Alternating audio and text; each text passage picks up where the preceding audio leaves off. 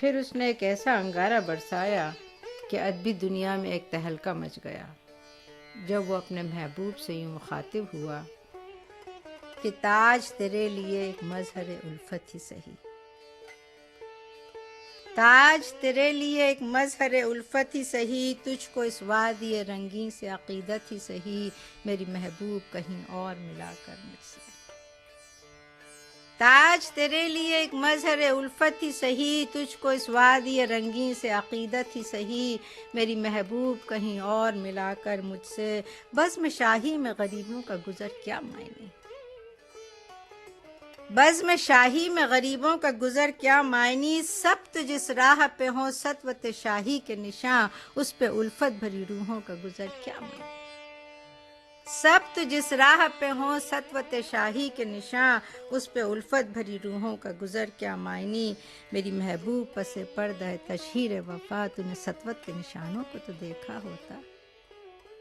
میری محبوب پس پردہ تشہیر وفا، تو نے سطوت کے نشانوں کو تو دیکھا ہوتا، مردہ شاہوں کے مقابر سے بہلنے والی اپنے تاریک مکانوں کو تو دیکھا ہوتا، مردہ شاہوں کے مقابر سے بہلنے والی اپنے تاریک مکانوں کو تو دیکھا ہوتا، ان گنت لوگوں نے دنیا میں محبت کی ہے، کون کہتا ہے کہ صادق نہ تھے جذبے ان کے، ان گنت لوگوں نے دنیا میں محبت کی ہے، کون کہتا ہے کہ صادق نہ تھے جذبے ان کے، لیکن ان کے لیے تشہیر کا سامان نہیں، کیونکہ وہ لوگ بھی اپنی ہی طرح مفلس تھے۔